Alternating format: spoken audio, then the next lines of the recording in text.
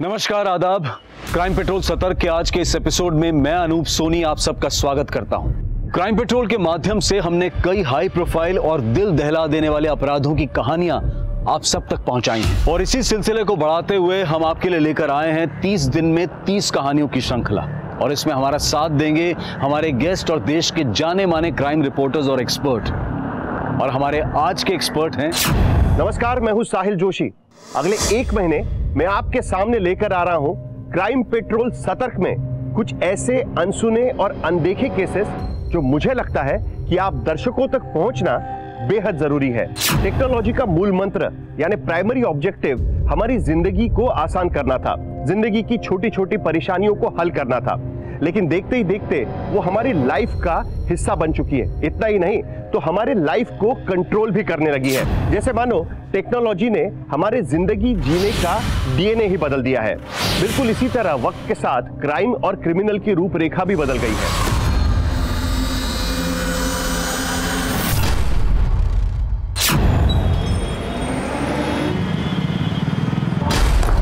What is this?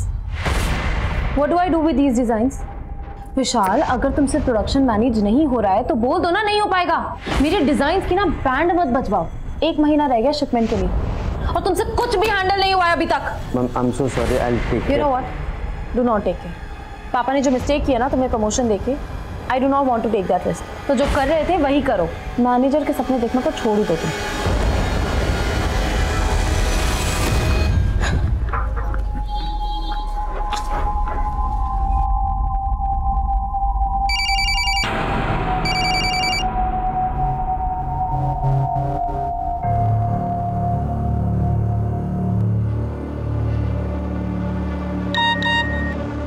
Shoaib, please मेरा phone pickup करो, urgent है। हेलो शोएब। अब मेरी याद कैसे आ गई तुम्हें? आई नो पापा ने तुम्हारे साथ ठीक नहीं किया है, बट मैं तुम्हें कंपनी में वापस बुलाना चाहती हूँ। कंपनी को तुम्हारी ज़रूरत है। ओह, तो मतलब सिर्फ अपनी कंपनी के लिए बुला रही हो? हाँ, अगर मैं ये कहूँ कि मुझे भी तुम्हारी ज़रूरत है तो? ठीक है, तुम मुझसे शादी करोगी?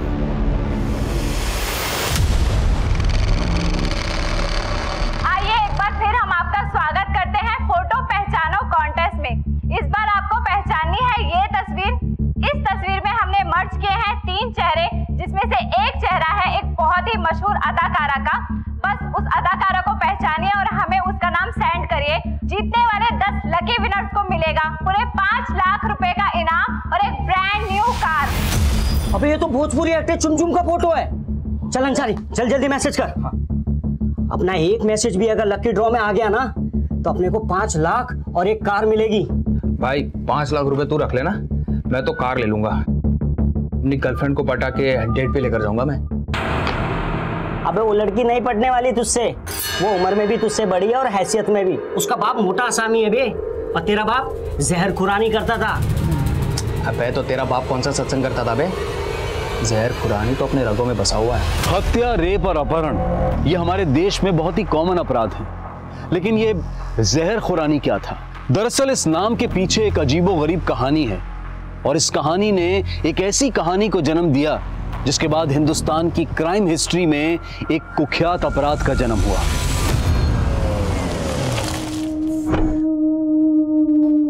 आपको पता है मैंने आज इटली के एक क्लाइंट से 40 करोड़ का ऑर्डर लिया है। I am really proud of you बेटा। Thank you dad. I gotta go, quickly go and change, okay? लेकिन रूमी बेटा, वो प्रशांत की मदर का कॉल आया था। तेरे पापा के हार्ट अटैक की वजह से हमने तेरी शादी पहले ही पोस्टपोन कर दी थी, लेकिन अब वो लोग ये शादी जल्द से जल्द कराना चाह रहे हैं। कैसी बातें कर रहे हो? आपको पता है कि मैं नेक्स्ट ईयर कितना बिजी हूँ। मेरा पूरा ध्यान बिजनेस पे जाने वाला है। मैं शादी करूंगी कि मैं बिजनेस संभालूंगी? आप एक काम करो ना, आप उनको शादी के लिए मना कर दो। कैसी बात कर रही है तू? तेरी सगाई हो चुकी है और तू तो आप अब बोल दो कि मैं अब ये शादी नहीं करना चाहती। क्या बोल रही है बेटा तू? Dad please don't force me. आपको भी पता है आपकी तबीयत ठीक नहीं रहती है, मुझे बिजनेस संभालना है। पर वो विशाल जिसको अपने नया मैनेजर रखा है उसको कुछ काम नहीं आता है। I can't just handle him dad. इसीलिए आई हैव डिसाइडेड कि मैं शोएब को वापस ला रही हूँ कंपनी में। शोएब, दिमाग खराब है तुम्हारा? पता है ना कितने घपले किए उसने ऑफिस में? डैड इवन यू नो कि शोएब ने कोई घपले नहीं किए हैं। आप दोनों जानते कि आपने शोएब को क्यों निकाला था। बिकॉज आपको लगता है कि मेरा और शोएब का अफेयर था। अच्छा तो तू अब ये कहेगी तू शोएब से शादी करना चाहती है ना? मम्मा कैसी बातें कर रहे हो? मैंने कहा कि मैं शोएब से शादी करूंगी, पर इसका मतलब ये भी तो नहीं ना कि मैं शोएब पे गलत इल्जाम लगने दूं। तो ये है वो 10 लकी विजेता जिन्होंने जीते हैं पूरे 5 लाख रुपए और एक ब्रांड न्यू कार। हमारे सभी विजेता साले रोज रोज ये सिखाते हैं हमारा। पागल हो गए क्या? टीवी को क्यों तोड़ रहा है? अरे ये फ्रॉड है यार, ये सब कॉन्टेस्ट। साले एक मैसेज का 15 रुपए लगता है। हम दिन में 10-12 मैसेज करते हैं, हर मैसेज से ये लोग पैसा कमाते हैं। सो पूरे कंट्री में अगर 1 करोड़ लोग भी मैसेज करते होंगे ना, तो एक दिन में 15 करोड़ रुपए कमाते हैं लोग। अबे तो हम लोग क्या कर लेंगे इनका पता? हम इनका कुछ नहीं कर सकते, लेकिन अपना तो कुछ कर सकते हैं। मतलब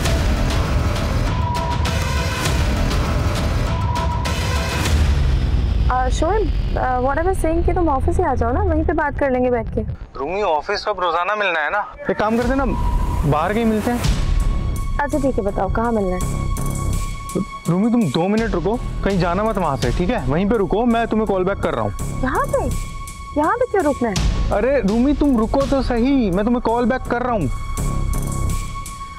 कमाल जी, एक काम कीजिए, यही लेफ्ट में रोक लीजिए। जी मैडम।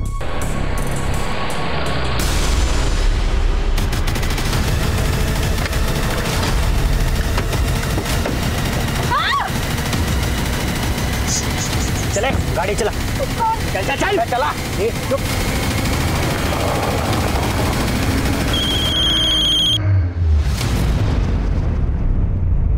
तुम ऐसा करो, मायापुरी आ जाओ, वही अपने पुराने मीटिंग स्पॉट पे। इधर नहीं, आगे से लेफ्ट ले, मैं बताता हूँ कहाँ ले जाना है। लेफ्ट ले।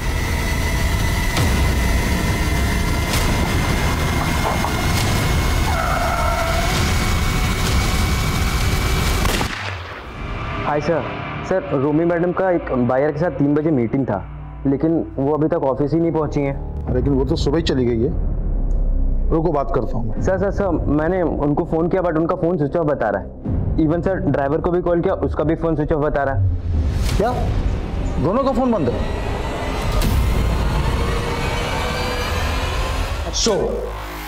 शिट। मेरा तो नसीब ही खराब है। अच्छा वो कब तक आ रहा है? मुझे क्या मालूम, तू पता कर।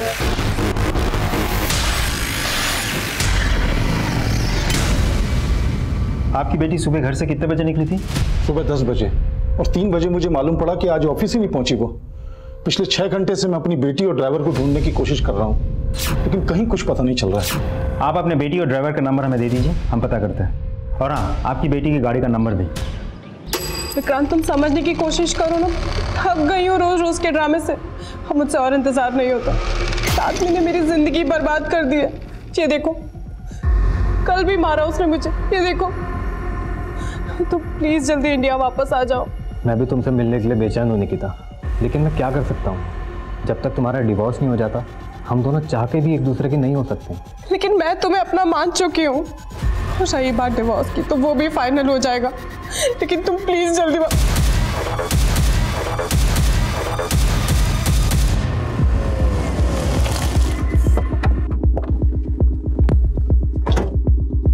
आपके ड्राइवर और रूमी के फ़ोन महिपालपुर में एक साथ बंद हुए थे, लेकिन ये इलाका आपके घर या ऑफिस के रूट पे नहीं आता। तो कहीं ऐसा तो नहीं कि रूमी किसी दोस्त या रिश्तेदार से मिलने गई हो? नहीं, उसकी ऑफिस में एक इम्पोर्टेंट मीटिंग थी, वो कहीं और जा ही नहीं सकती है। रूमी को आखिरी कॉल किसी शोएब नाम के लड़के ने की थी।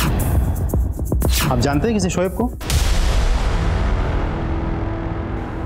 सब शोएब मेरी बेटी को बहका रहा था, और उसके बहकावे में आकर मेरी बेटी उसे दोबारा जॉब पे रखना चाहती थी। मम्मा कैसी बातें कर रहे हो? मैंने कहा कि मैं शोएब से शादी करूंगी, पर इसका मतलब ये भी तो नहीं ना कि मैं शोएब पे गलत इल्जाम लगने दूंगी। बेटा, तू शोएब के इंटेंशन को समझ नहीं रही है। उसकी जगह ना तो हमारी कंपनी में होनी चाहिए और ना ही तुम्हारी जिंदगी में। मुझे पूरे यकीन है सर कि शोएब ने ही मेरी बेटी को गायब किया है।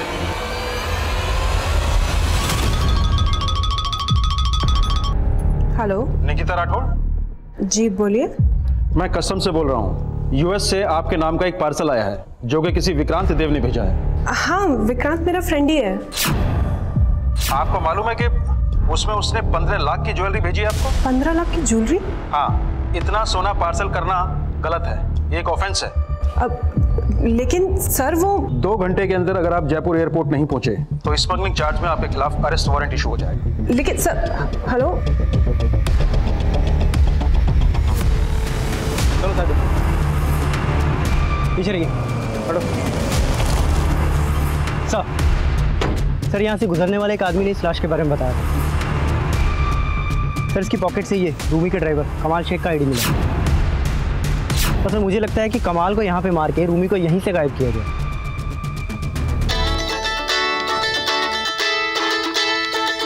हेलो हेलो,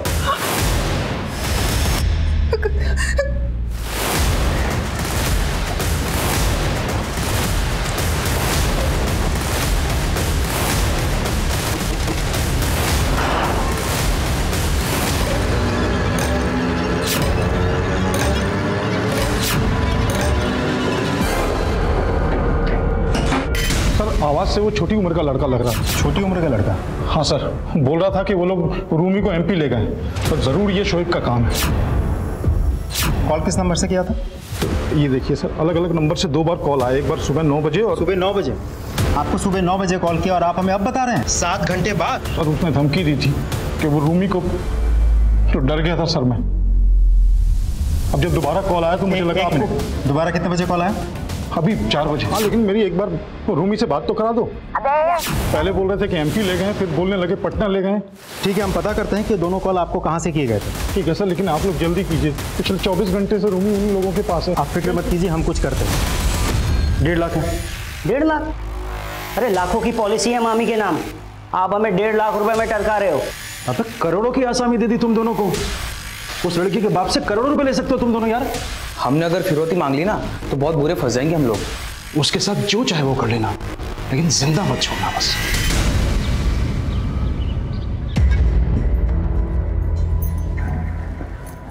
सुबह से देख रहा हूँ कुछ परेशान लग रही हो, कुछ बात है क्या? नहीं, कोई बात नहीं है। प्यार से पूछ रहा हूँ तो भाव खा रही है। तलाक होने वाला है हमारा, जरूरी नहीं है सब कुछ बताऊं तुम्हें। सब कुछ बताऊं मतलब? कुछ पूछ रहा हूँ तुमसे। अरे तुम बेकार में डर रही थी निकिता, ये सिर्फ पैसे खाने का चक्कर है। उस कस्टम वाले को 2.5 लाख रुपए की ब्राइब देनी है बस। 2.5 लाख? अरे 15 लाख का सोना छुड़वाने के लिए ये कमी है ना। उसने मुझे अपना अकाउंट नंबर भेजा है, मैं तुम्हें फॉरवर्ड करता हूँ। फिर कल तक तुम्हारे पास 15 लाख के गहनों का पार्सल भी पहुंच जाएगा। ठीक है। सर रूमी के फादर को फिरौती के वो दोनों कॉल सतना से किए गए थे और सर दोनों ही नंबर फेक आईडी से लिए गए हैं। किडनैपर्स फोन पर बोल रहे थे कि रूमी को पहले उन लोगों ने दिल्ली से एमपी और फिर एमपी से पटना लेके गए। चलो बाकी सच बोल रहे हैं, गोल गोल घुमा रहे हैं हमें। पक्का कोई बहुत बड़ा गेम चल रहा है। तो देश की राजधानी दिल्ली में दिन दहाड़े एक लड़की की किडनैपिंग होती है, लेकिन रूमी अग्रवाल की किडनैपिंग किसी के प्रोफेशनल राइवलरी का अंजाम है, या रूमी किसी के नफरत की शिकार हुई है, या किसी के लालच या हवस का। पुलिस किडनैपिंग के मकसद को ही नहीं समझ पा रही। रूमी को गायब हुए 36 घंटे से भी ज्यादा का वक्त बीत चुका है। रूमी का बॉयफ्रेंड शोएब शक के दायरे में जरूर है, लेकिन पुलिस किसी और एंगल पे काम क्यों नहीं कर रही? क्योंकि दूसरे एंगल और भी चौंकाने वाले हैं। लड़की की किडनैपिंग दिल्ली में होती है, फिरौती का कॉल एमपी से आता है। मैं गोली चला दूंगी। बंदूक नीचे कर, नीचे कर बंदूक। मैं गोली चला दूंगी। चला गोली। मैं सच में चला दूंगी मैं। अरे चला ना गोली। मैं तुझसे प्यार करता था और तूने मेरे साथ ही गन चलाने के लिए ना ये दबाना पड़ता ही है। और कर ले प्यार, ओ प्यार के भूखे।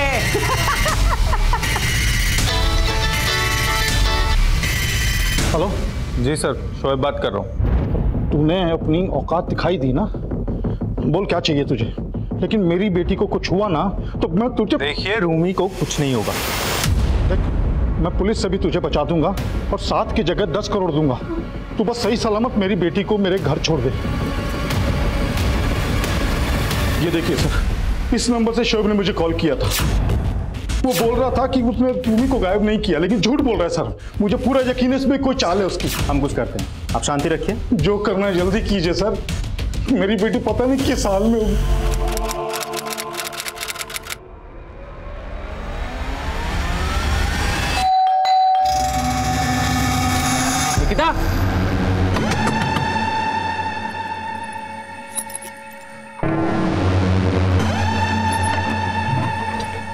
निकिता, ये जर्मन कॉल सेंटर जर्मनी से नहीं इंडिया में से कहीं से ऑपरेट किया जा रहा है और ये कॉलर कई मॉलवेयर रूट जंप करते हुए जर्मन सिटीजन्स को कॉल करते हैं। हमें इन कॉलर्स को ट्रेस करना है। मिनिस्ट्री से प्रेशर है। I need result. We have to do it fast. Understand? Sir Alwar का एक केस है सर। फ्रॉड तो सिर्फ 2.5 लाख रुपए का है। 2.5 लाख? 2 घंटे के अंदर अगर आप जयपुर एयरपोर्ट नहीं पहुंचे तो स्मगलिंग चार्ज में आपके खिलाफ अरेस्ट वारंट इशू हो जाएगा। अगर किसी की जान गई है तो मायने पैसा नहीं रखते, जिंदगी रखती है। केस क्या है? अलवर पुलिस ने इनिशियल इन्वेस्टिगेशन की है, ये उसकी रिपोर्ट है।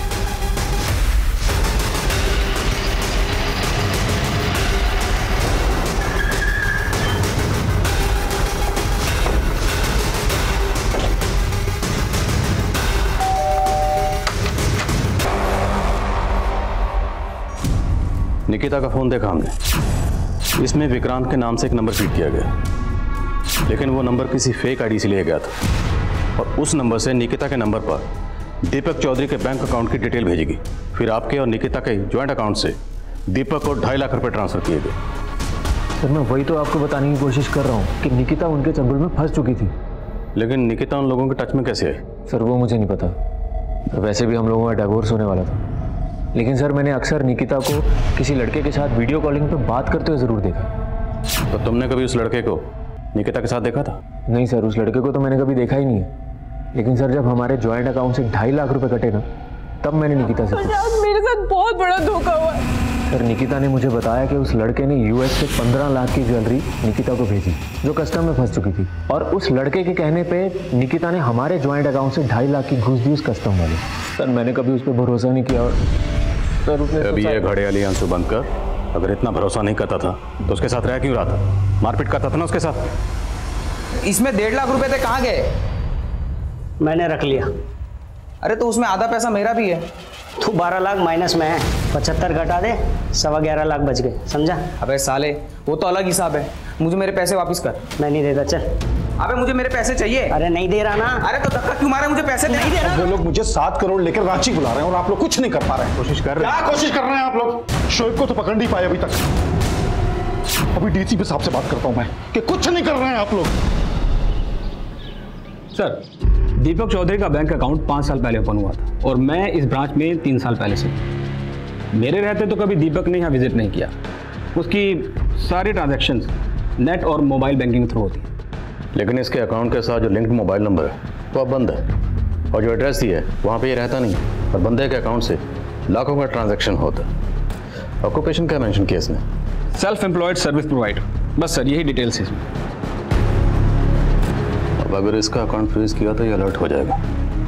ट्रांजैक्शन करता रहेगा तो इस तक पहुँचने का सोर्स मिल सकता है। शास्त्री जी अब प्लीज़ मेरे लिए काम करिए। किसी भी बहाने से इस दीपक को एक बार ब्रांच में बुला लीजिए। जी सर, मैं समझ गया। सर मैंने जयपुर एयरपोर्ट पे पता करवाया, पर वहाँ दीपक चौधरी नाम का कोई भी कस्टम ऑफिसर नहीं है। ये दीपक चौधरी बहुत पहुंची हुई चीज़ है, और विक्रांत ये भी इससे कनेक्टेड हो सकता है। हमें पता करना है कि निकिता इनके टच में कैसे आई, कैसे इन लोगों ने निकिता को ट्रैप किया। निकिता का सोशल मीडिया अकाउंट खंगालो। Yes sir.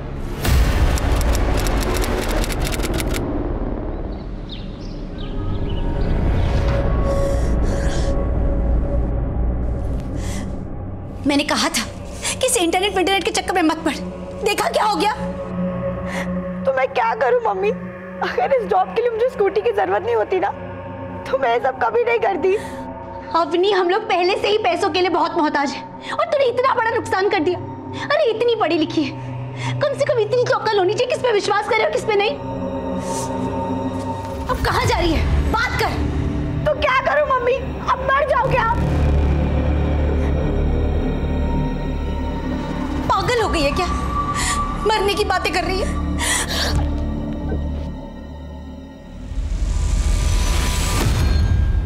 इस दीपक के अकाउंट में ज्यादातर पैसा 7 ई वॉलेट अकाउंट से आता है, और ये 7 ई वॉलेट अकाउंट्स अलग अलग स्टेट के हैं। इनमें से किसी भी ई वॉलेट अकाउंट के साथ लिंक्ड मोबाइल अब एक्टिव नहीं।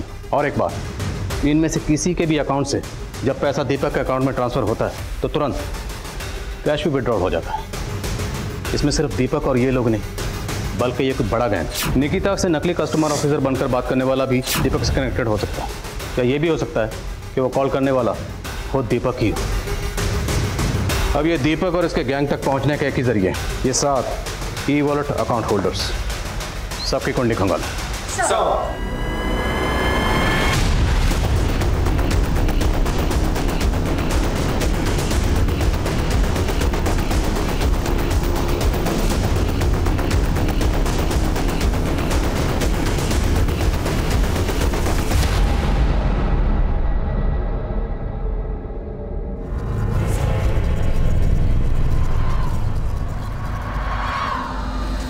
मेरी रूमी को साथ लेके ही आना।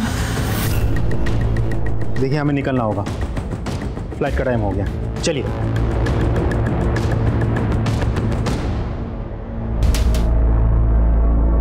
हमने इन 7 ई वॉलेट अकाउंट को स्टडी किया तो पता चला कि इन अकाउंट्स में देश के लगभग हर कोने से और कई लोगों के अकाउंट से पैसा आता है और इन सभी लोगों के साथ अलग अलग तरह के फ्रॉड हुए हैं। पर एक बात सर, ये शिमला वाले सुमेर सिंह के ई वॉलेट अकाउंट में मेरठ की अवनी गर्ग नाम की एक लड़की के ई वॉलेट अकाउंट से पहले 5,000 रुपये ट्रांसफर हुए और उसके कुछ ही सेकंड्स के बाद 50,000 रुपये यूपीआई के थ्रू ट्रांसफर हुए और 1 मिनट के अंदर ही अंदर सुमेर सिंह के अकाउंट से दीपक के अकाउंट में 55,000 रुपये ट्रांसफर हुए सर।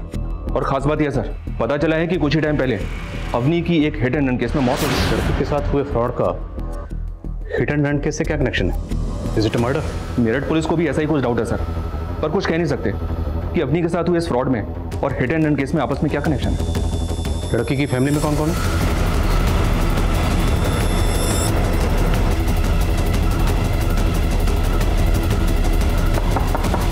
साहब, मेरी बेटी अवनी डिलीवरी देने वाली एक जॉब करना चाहती थी जिसके लिए उसे एक पुरानी स्कूटी चाहिए थी। और पुरानी स्कूटी कहाँ से खरीदना चाहती थी? इंटरनेट पे है ना, RLX करके, जहाँ पे पुराना सामान बेचा जाता है। मम्मी ये देखो कैसी स्कूटी है। ये ना RLX का पोर्टल है, यहाँ पे ओनर डायरेक्ट ऐड डालते हैं सेल करने के लिए और सिर्फ 37,000 प्राइस लिखा है। मैं इसको फ़ोन करके और कुछ कम करवा लेती हूँ, अभी कॉल करती हूँ। फिर अवनी ने उस आदमी से फ़ोन पे स्कूटी के दाम कम कराए और उस आदमी के कहने पर अवनी ने उसके खाते में पहले 5,000 डलवा दिए। लेकिन आपने तो 5,000 की जगह 50,000 डलवा दिया। 50,000? आप टेंशन मत लो, मैं आपका 45,000 आपको वापस कर दूंगा। मैं आपके अकाउंट में UPI से पेमेंट करूं? UPI? मैं आपको पेमेंट रिसीव करने की एक रिक्वेस्ट भेजता हूं। आप QR कोड स्कैन करके अपना पिन डाल दीजिए, तुरंत पैसा आपके अकाउंट में आ जाएगा। ठीक है। और आप लाइन पर रहिएगा ताकि कोई कंफ्यूजन ना हो। आपको रिक्वेस्ट मैसेज आया? एक सेकेंड।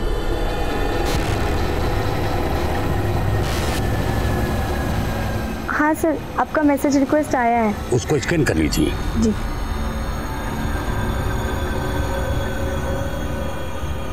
हाँ सर, मैंने स्कैन करके पिन डाल दिया है। साहब, उस आदमी ने अवनी को ऐसा पागल बनाया कि उसके बाद अवनी के खाते से 50,000 और कट गए और फिर उसने अवनी का फोन उठाना ही बंद कर दिया। ऐसा नहीं है कि इन फ्रॉड्स का शिकार सिर्फ अशिक्षित वर्ग होता है, बल्कि शिक्षित वर्ग भी और कई नामी हस्तियां भी इन फ्रॉड्स का शिकार हो चुकी हैं। साइबर क्राइम अब क्रेडिट कार्ड और डेबिट कार्ड की डिटेल्स पता करने तक ही सीमित नहीं रहा है।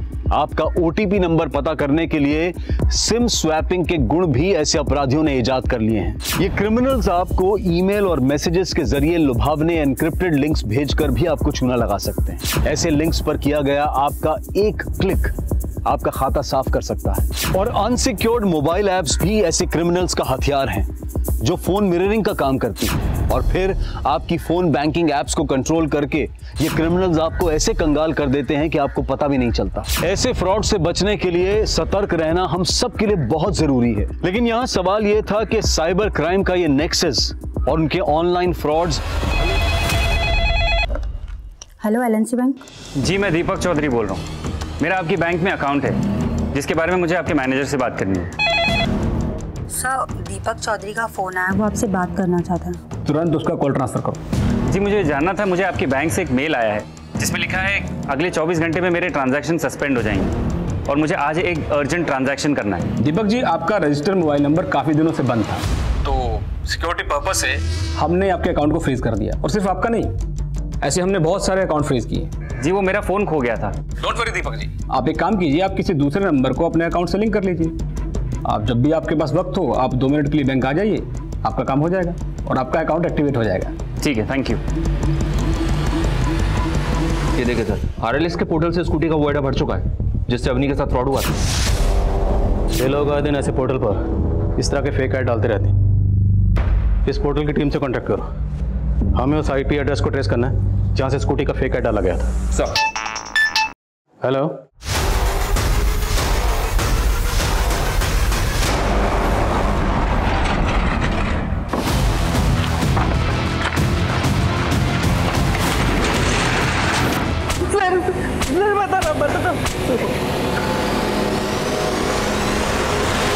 वो बैंक अकाउंट भले ही मेरा है लेकिन मैं उसे ऑपरेट नहीं करता था। मैंने अपना बैंक अकाउंट रेंट पे दिया था। इसको रेंट पे दिया था? नाम बोल। 5 साल पहले मैं दिल्ली में जॉब करता था, तब मेरी दोस्ती नवीन नाम के एक लड़के से हुई थी। उसी ने मेरा अकाउंट रेंट पे लिया था। तो तेरे अकाउंट के साथ जो मोबाइल नंबर लिंक है वो नवीन इस्तेमाल करता था? सर नवीन नहीं तो उसके लोग यूज करते होंगे सर। मेरे जैसे बहुत लोगों के अकाउंट हायर किए उन्होंने। और ये नवीन की फोटो है कोई तेरे पास? 5 साल से मैं मिला नहीं उससे। स्केच बनवा सकता है उसका?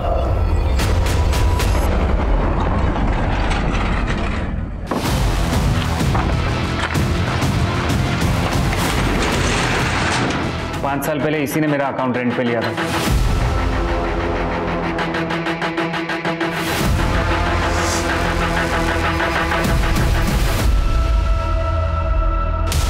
इस नवीन मंडल का स्केच सब जगह सर्कुलेट करो और जिस जिस नंबर से दीपक को कॉल करता था सबको ट्रेस करो।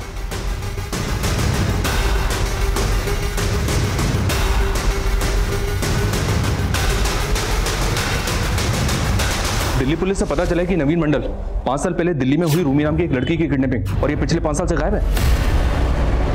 5 साल पहले हुए रूमी किडनैपिंग और मर्डर केस में इस नवीन मंडल और उसका दोस्त यूसुफ अंसारी के इन्वॉल्वमेंट के बारे में हमें रूमी के ड्राइवर कमाल के जरिए पता चला था। पहले हमें लगा था कि कमाल भी विक्टिम था। पोस्टमार्टम रिपोर्ट के बाद हमें पता चला कि वो लाश किसी 30 साल के आदमी की थी, जबकि कमाल की एज 40 साल के ऊपर थी। फिर जब हमने कमाल को डीकोड किया तो पता चला कि कमाल का भांजा यूसुफ अंसारी और उसका दोस्त नवीन मंडल इस पूरे किडनैपिंग के दौरान कमाल के साथ टच में थे।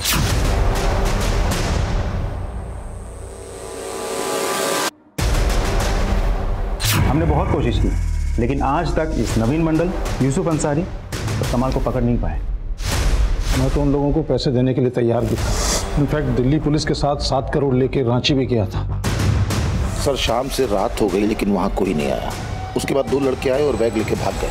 पुलिस ने कोशिश की लेकिन उन्हें पकड़ नहीं पाए। पैसे भी गए और उसके बाद दिल्ली में रूमी की मंडल, अंसारी और कमाल ये सिर्फ धोखाधड़ी नहीं बल्कि मर्डर और रेप केस में भी इन्वॉल्व। हमें इन सब तक जल्द से जल्द पहुंचना है। जी सर। और सर ये मंडल दीपक को जिन नंबर से कॉल करता था वो सभी नंबर्स फेक आईडी से लिए गए नंबर से और इन नंबर्स की लोकेशन ज्यादातर जामताड़ा है। Jamtara. Hello hello hello sir मैं एबीएस बैंक से बोल रहा हूँ। सर क्रेडिट कार्ड के पीछे से सीवी नंबर थे 1 2 3 जी मैं एसडीआई बैंक के साइबर क्राइम का एक ऐसा गढ़ जहां से होने वाले फ्रॉड्स भारत में ही नहीं बल्कि यहां से दूसरे देशों के कई लोगों को भी नुकसान पहुंचा चुके हैं।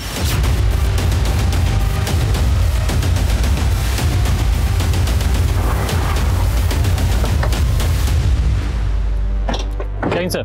जय। अंसारी, मंडल और कमाल इन तीनों के फोटो भेजे थे आपको, पता किया? हाँ सर पता किए, कोशिश जारी है। लेकिन यहाँ पर तो सर हर कोई मंडल और अंसारी है। बैठिए ना। That's okay.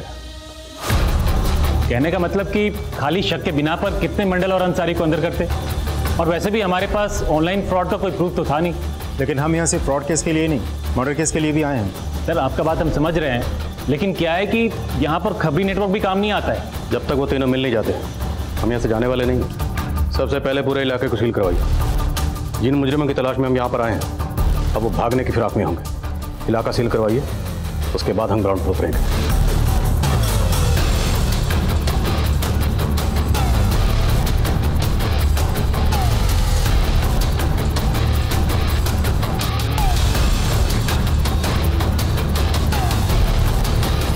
शर्मा महल देख रहे लोगों के ऑन एन एवरेज यहाँ पर 150 से 200 करोड़ का फ्रॉड होता है। उसी फ्रॉड की बदौलत लोगों ने महलों जैसे घर बना रखे हैं यहाँ पे। और ये मोबाइल टावर्स, इनसे इनको स्ट्रॉन्ग नेटवर्क मिलता है जिससे ऑनलाइन फ्रॉड करने में आसानी होती है, इसलिए यहाँ आसपास रहते हैं।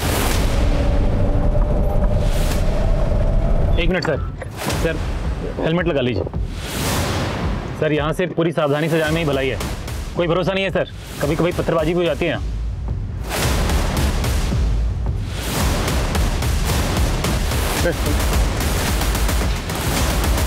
जरा फोटो को ध्यान से देखो, तुम दोनों को यहाँ पे देखा? अरे ध्यान।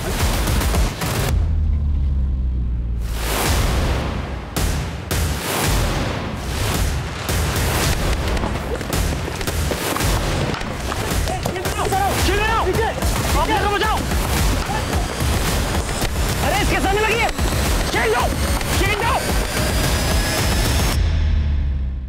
सब के सब इन्वॉल्व है सर। हर घर में एक एटीएम मास्टर है। ATM master? हाँ सर, वो ऑनलाइन फ्रॉड करने वालों को यहाँ पर एटीएम मास्टर बोलते हैं। लंबा इतिहास रहा है यहाँ का। ये एटीएम मास्टर के पहले ये इलाका जहर खुरानी के नाम से प्रसिद्ध था। बहुत पुराना? जहर खुरानी सर। वो जब ट्रेन आती थी गांव में तो लोकल लोग चढ़ जाते थे और पैसेंजर्स को नशे या जहर की चीजें खिला के उनको लूट लेते थे। तब ये लोग उठाईगिरी थे सर। आज सबके सब एटीएम मास्टर बन गए। पता चला है कि अंदर गांव में कहीं ये लोग स्कूल भी चलाते हैं।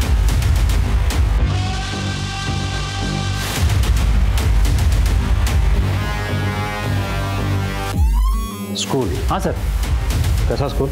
वो लोकल लड़कों को वहां पर फ्रॉड करना सिखाते हैं, लेकिन इतने सालों में हम बहुत पता किए सर। एग्जैक्टली वो स्कूल कहाँ पर है पता नहीं चल पाया। तुम्हारी इंफॉर्मेशन के मुताबिक जंगल में मोबाइल टावर्स के पास ये लड़कों का झुंड आता है और वहाँ आके कॉल्स करते हैं, करेक्ट? जी सर। तो फोर्स लेकर जाते हैं, उठाते हैं साला को? कोई फायदा नहीं होगा सर। इधर हम जंगल में घुसेंगे, उधर गांव में अंदर तक खबर फैल जाएगी, सब भाग जाएंगे। तो हमें कोई ऐसा रास्ता ढूंढना होगा जिससे हमारे जंगल में होने की किसी को भनक तक ना लगे।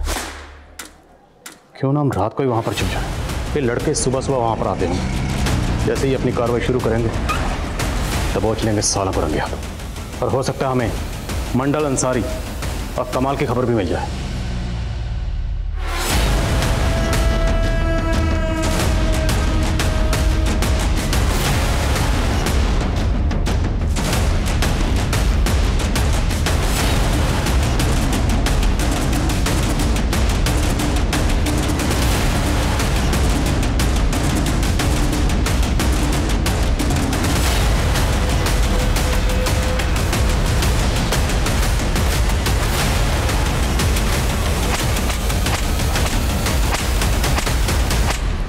सर ये लोग तो उन तीनों के बारे में कुछ नहीं बता रहे। ये लोग भले कुछ नहीं कह रहे, लेकिन अंसारी, मंडल और कमाल पक्का भागने की कोशिश करेंगे। नाकाबंदी में ढील मत करना। सर पीछे पीछे पीछे। सर एक गुरुनगर की गाड़ी है, 4125 नंबर है। अभी अभी नाकाबंदी से बचने की कोशिश की है सर। हम लोग अभी पहुंच रहे हैं।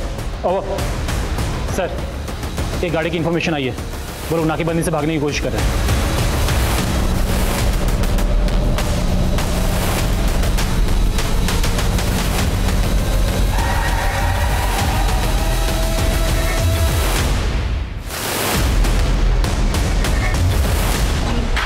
ओ साहब इतना मत चमकाइए, 2 दिन में जमानत पर बाहर आ जाएंगे हम।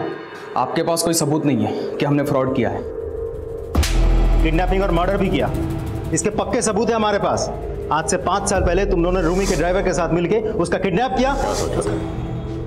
कभी पकड़े नहीं जाओगे, अब खुद बोलोगे या उल्टा लटका है?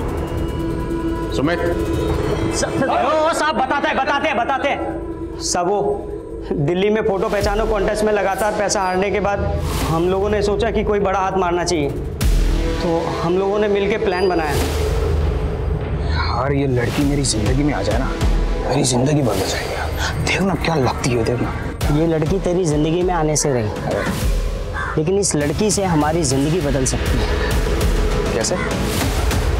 बस तुझे अपने मामा को पटाना होगा। मामा डायरेक्ट किडनैपिंग में शामिल होते तो सीधा से उन पे जाता था और हम भी फंस जाते थे सर। हमने मामा को विक्टिम बनाने का प्लान बना लिया था सर। तुम लोगों ने रूमी को दिल्ली में रखा था, तो फिरौती के लिए एमपी से पैसे कौन मांग रहा था? सब मेरा चचेरा भाई है विक्की। जब रूमी का बाप फिरौती की रकम लेकर रांची रवाना हुआ तब मैंने उनको ये बात बताई। सर एक ही किडनैपिंग और मर्डर करने के बाद हमें समझ में आ गया था कि बहुत ज़्यादा रिस्की क्राइम है। फोटो पहचानो कॉन्टेस्ट में जिस तरह हम बकरा बने, हमें भी ऐसे ही गोरख धंधे को ढूंढना था। उसके लिए हम जामताड़ा आ गए। और बैंक एग्जीक्यूटिव बन के लोगों के बैंक क्रेडिट कार्ड और डेबिट कार्ड के नंबर और CVV नंबर उगलवा के उनको लूटने लग गए। सर हम रोज़ किसी ना किसी को बकरा बना ही लेते थे सर। उसके बाद ये बैंक वालों ने OTP का सिस्टम लगा दिया था सर। हमारी मुश्किलें बड़ी ज़रूर, लेकिन उसको उगलवाने का तोड़ भी निकाल दिया था सर। देखिए मुझे अपने ई-वॉलेट अकाउंट में पैसा रखना है, मैं आपको अपने UPI अकाउंट से आपको पैसा सेंड कर दूंगा। बहुत ईजी है, मैं आपको पेमेंट रिसीव करने की एक रिक्वेस्ट भेजता हूँ। जामताड़ा में इतने सारे लोगों को तुम लोगों ने ट्रेन किया? हाँ, हमको देख के सब हमें ATM मास्टर बुलाते थे। धीरे धीरे हमने सबको ट्रेन करना स्टार्ट कर दिया। इसके लिए हम उनसे कमीशन भी लेते थे साहब, और आज पूरे इलाके को ट्रेन कर दिया है। आज देश के हर कोने में हमारे सिखाए हुए लड़के सबको चूना लगा रहे। अब हम तुम लोगों को चूना, कत्था, सुपारी, इलायची सब लगा। नहीं सर, तुम लोगों ने सिर्फ रोमी का मर्डर और किडनैप ही नहीं किया, तुम लोगों की वजह से कई मजलूम लोगों ने खुदकुशी की। तुम लोगों ने ऐसे गरीब लोगों को भी लूटा जिनके लिए 500 रुपए भी बहुत बड़ी रकम थी। किसी को नहीं बख्शा तुम लोगों ने। अब ये बताओ, अवनी को क्यों मारा? साहब हमने अवनी को नहीं मारा साहब, हमने तो बस उसके साथ फ्रॉड किया था साहब। विकी और कमाल, ये दोनों कहाँ हैं? अरे खड़ा हो जल्दी, फटाफट से खड़ा हो, कपड़े पहन। गया? अरे अलवर वाली निकिता का नहीं, रूमी का केस भी खुल गया है, जल्दी कर। और तुझे मालूम पड़ा, पुलिस ने मंडल और रोमी को भी पकड़ लिया है।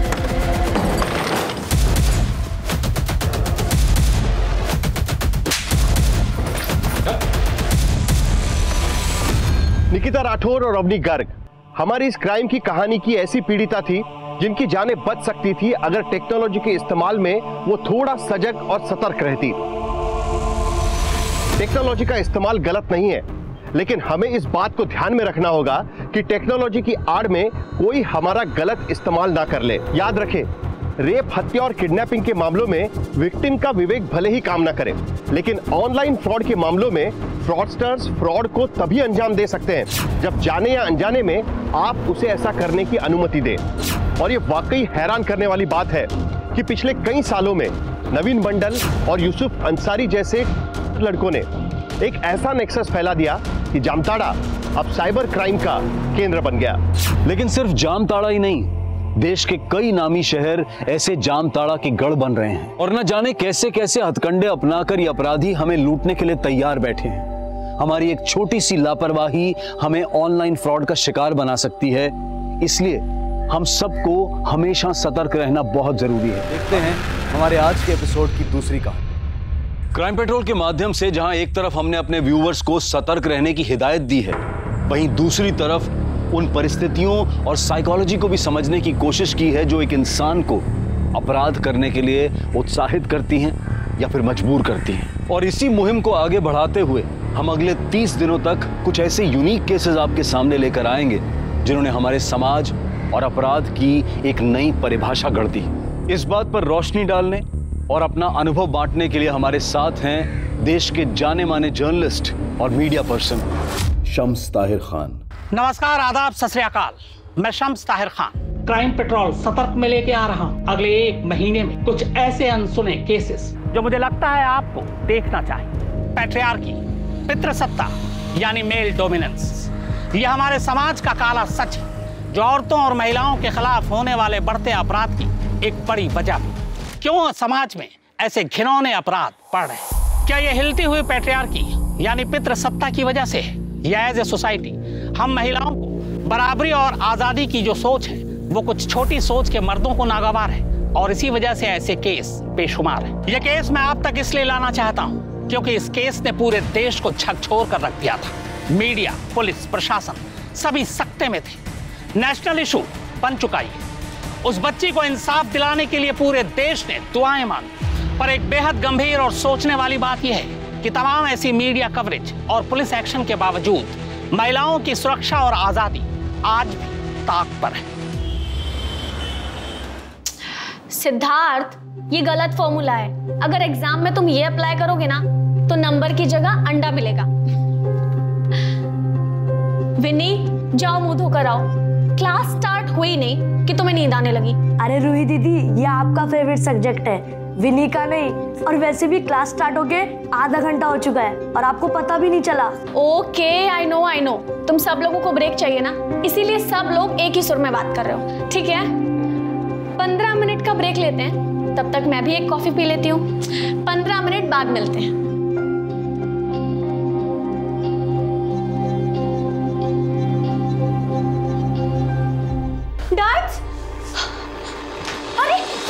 क्या हुआ आपको? अरे बिटिया कुछ नहीं, वो दाल निकालने के लिए ऊपर उठे थे, कैबिनेट खुला हुआ था, उसी से बच गए। तुम चिंता मत करो, ठीक हो जाएगा। अरे अपने आप कैसे ठीक हो जाएगा? कुछ लगाना पड़ेगा इसमें। चलिए आप। ठीक हो जाएगा। कहाँ चलिए? डैड्स, कहाँ ना चलिए। चलिए मैं कुछ लगाती हूँ उस पे। चलिए उठिए आराम से। डैड्स, आप भी ना बैठे बिठाए अपना सर फोड़ लिया।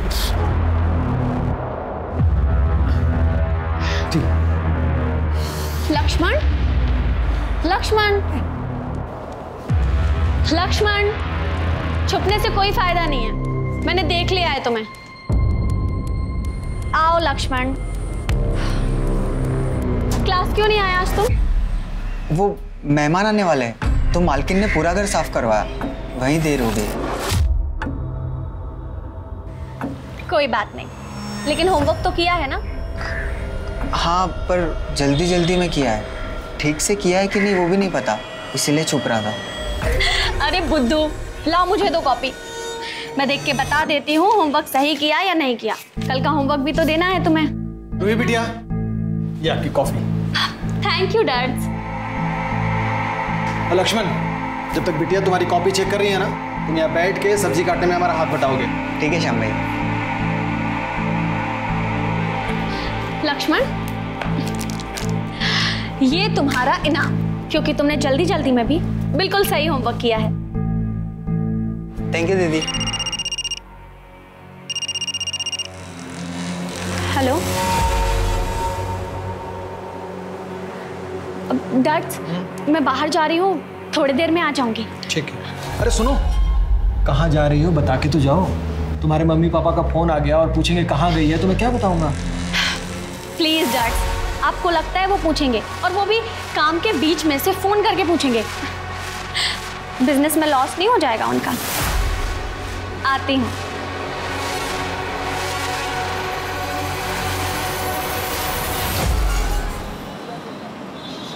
इतने दिन से खांसी थी मम्मी को, कब से बोल रहा था टेस्ट करा लो टेस्ट करा लो, पर सुनती कहाँ है। आज सुबह खांसी में मुंह से ब्लड आया, हॉस्पिटल लेकर भागा, टेस्ट कराया तो पता चला उन्हें टीबी है, वो भी लास्ट स्टेज। मुझे तो समझ में नहीं आ रहा मैं क्या करूं। एक काम करो, तुम ये रखो और टेंशन मत लो, सब ठीक हो जाएगा। थैंक यू रूही, पर इतने से कुछ नहीं होने वाला, लंबी ट्रीटमेंट चलेगी।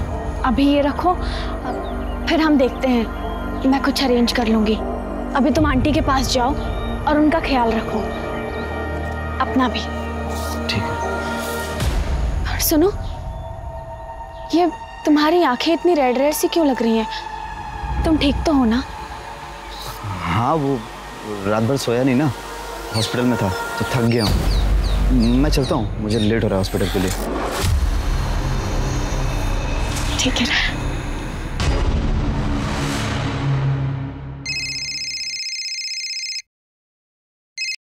हाँ रूही बोल। हाय अलीशा, क्या कर रही है? कुछ नहीं, बस अभी जस्ट कॉलेज से आई, लंच बना रही थी। तूने बताया ही नहीं, तेरा असाइनमेंट कैसा था? अरे बहुत ही अच्छा, तेरे नोट्स इतने क्लियर होते हैं ना कि मुझे सब समझ में आ जाता है। मुझे तो लगता है कि वो खड़ूस में से सचदेवा की जगह तुझे प्रोफेसर होना चाहिए। अलीशा, वो गुरु हैं हमारी, गुरु को गाली नहीं देते। अच्छा चल ठीक है, रखती हूँ, है ना? बाय। हाँ चल बाय।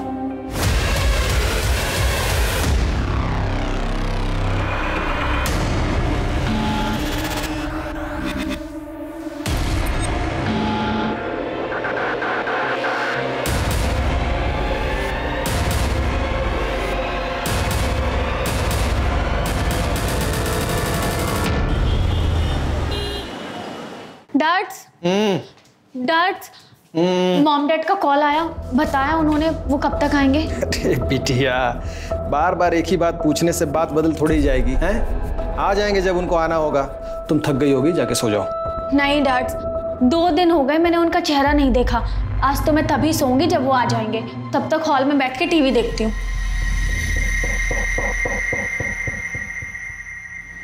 प्रतीश प्लीज, गलती तुम्हारी थी। आज तुम्हारी वजह से ना ये डील गई हमारे हाथ से। Why are you blaming me? बताओ मुझे। श्याम! श्याम!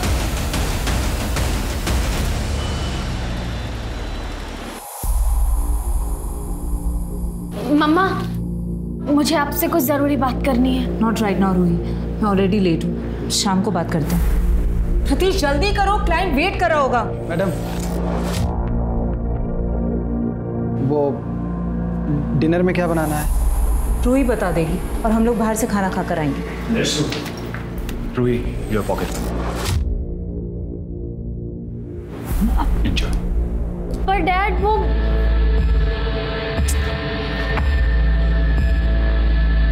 डैड, आप ठीक हो ना? कल रात को जो कुछ भी हुआ उस बात से आप बहुत परेशान होगे ना? नहीं बेटा।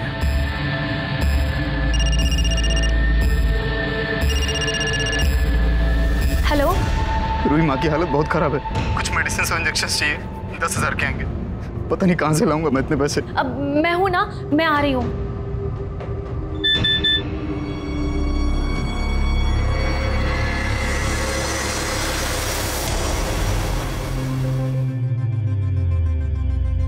अरे रूही, क्या हुआ? मूड क्यों ऑफ है तुम्हारा? मम्मी पापा से झगड़ा हो गया?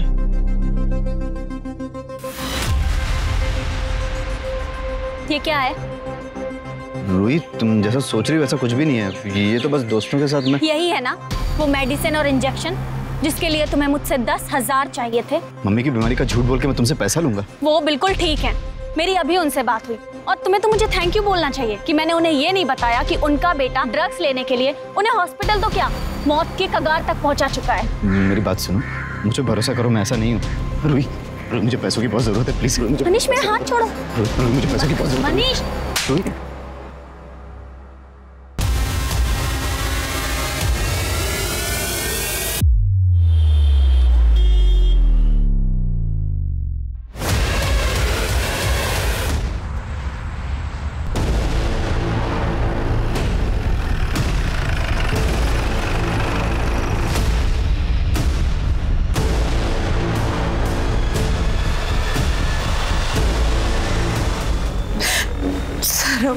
रेस्टोरेंट के बिजनेस में कल शाम को मिस्टर एंड मिसेस बैनर्जी के यहाँ पर थे।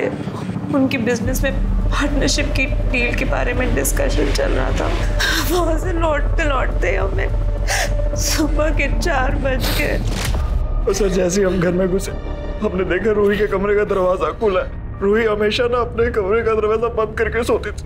रूही?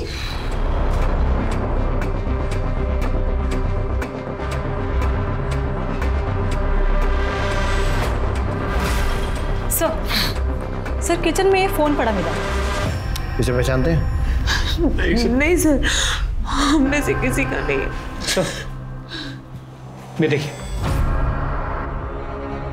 ये कहाँ मिला? इस सर्वेंट के रूम में से। मैंने कहा था ना, ये इसने मारा।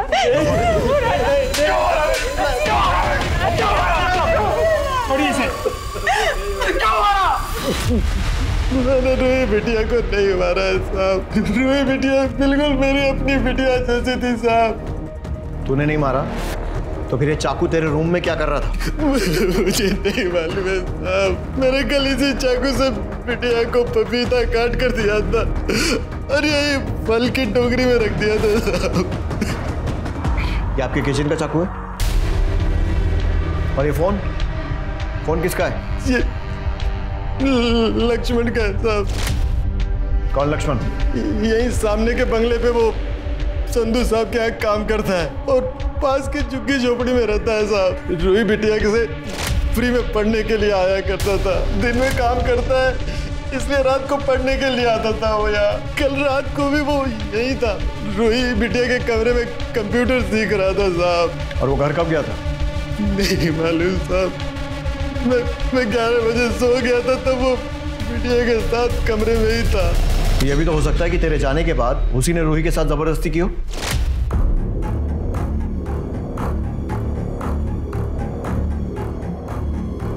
लक्ष्मण, लक्ष्मण ये क्या कर रहे हो तुम? लक्ष्मण, मैंने कहा छोड़ो। अब आप कह रहे हैं तुम साहब, लेकिन लक्ष्मण ऐसा लड़का नहीं है साहब। ऐसा लड़का नहीं है तो कैसा लड़का है?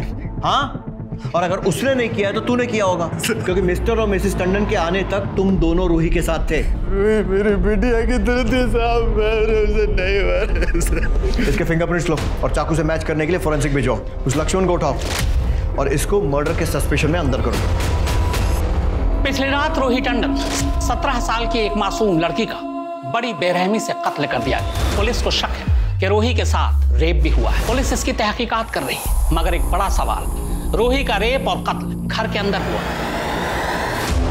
रूही चीखी होगी, चिल्लाई होगी, फिर घर में मौजूद नौकर श्याम ने उसकी आवाज क्यों नहीं सुनी? आस पड़ोस तक उसकी चीख की आवाज क्यों नहीं पहुंची? या फिर लोगों ने चीख की आवाज सुनकर उसे अनसुना कर दिया? सवाल यह भी कि यह कत्ल और रेप क्या प्लान था या फिर अचानक हुआ?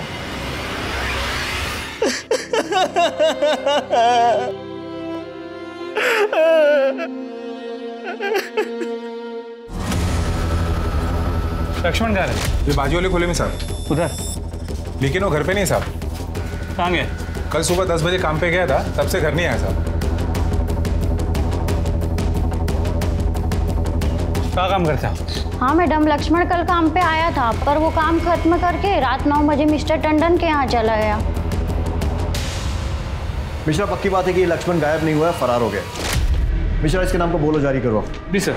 लेकिन सर, आस पड़ोस से पता चला है कि ये लक्ष्मण बहुत ही कम बोलने वाला, सीधा साधा मेहनती लड़का था। मिश्रा, चुप रहना और मेहनती होना इनोसेंट होने की निशानी नहीं है।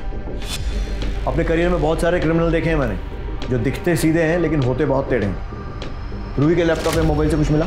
सर, रूही के लैपटॉप से पता चला कि वो बच्चों को ऑनलाइन ट्यूशन देती थी, और जितने पैसों की ट्रांजैक्शन उसके बैंक अकाउंट से होती, लगता नहीं कि वो सिर्फ ट्यूशन फीस थी। मतलब? सर, रूही के पेरेंट्स उसे अच्छी खासी पॉकेट मनी देते थे, उनके बैंक में अच्छी खासी रकम भी शो हो रही है, और फोन में पैसे क्रेडिट होने के मैसेजेस भी मिले। सर, एक दिन में 20-20 हज़ार रुपये निकाले गए, और कैश में अच्छी खासी रकम भी निकाली गई। हर दूसरे दिन इतने पैसे क्यों निकाल रही थी? पार्टी वार्टी करने के लिए? कहीं ड्रग्स का चक्कर तो नहीं? सर, रूही को नहीं, लेकिन मैसेजेस से पता चला कि उसके बॉयफ्रेंड मनीष को ड्रग्स की लत, पैसों की कमी है या माँ हॉस्पिटल में है, ऐसे झूठ बोल के रूही से पैसे लिया करता था। जब रूही को इस बारे में पता चला, उसने ब्रेक ऑफ कर लिया और उसे पैसे देने भी बंद कर दिए। लेकिन सर, मनीष फिर भी रूही से पैसे हटने की पूरी कोशिश करता था। और ये सारी इन्फॉर्मेशन होने के बावजूद मनीष अब तक पूछताछ के लिए हमारे लॉकअप में क्यों नहीं है? सर, एक्चुअली जिस रात रूही का मर्डर हो, उसी रात मनीष को ड्रग के ओवरडोज के लिए हॉस्पिटल में एडमिट किया गया था। उसके कॉल रिकॉर्ड से मोबाइल लोकेशन मंगा ली। मनीष से मिलते हैं और देखते हैं ये क्या बोलता है, शायद रिकॉर्ड्स की जरूरत ही ना पड़े। सर, नहीं सर, मैंने रूही को नहीं मारा, मैं तो उसे प्यार करता था। हाँ, मैं मानता हूँ ड्रग्स के लिए मैं उससे पैसे लेता था, लेकिन उसे मारने का कभी सोच भी नहीं सकता। तो एक्चुअली उस दिन मैं उसे बहुत मिस कर रहा था, इसीलिए मैंने ओवरडोज ले लिया।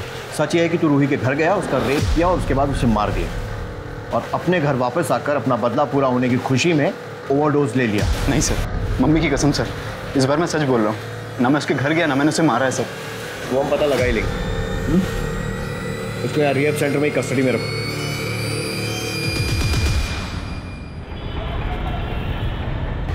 मतलब रूही शायद अनजाने में मनीष की ड्रग्स की आदत को सपोर्ट कर रही थी, या फिर शायद उसे भी ड्रग्स की लत थी।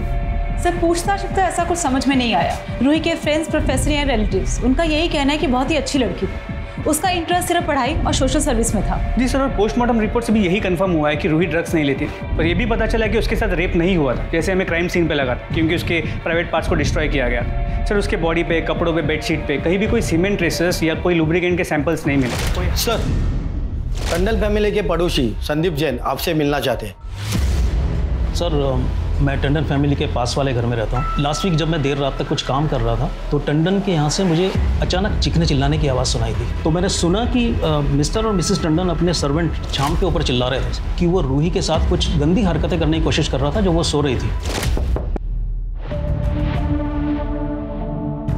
जैन साहब, आप अरे क्या हुआ टंडन साहब, आपके घर से इतना शोर आ रहा है? सब ठीक है ना? जी वो संदीप जी बिल्कुल ठीक है। आई एम सो सॉरी आपको इतनी रात को डिस्टर्ब हुआ। आप जाइए, आराम से सो जाइए, अभी कोई आवाज़ नहीं आएगी आपको।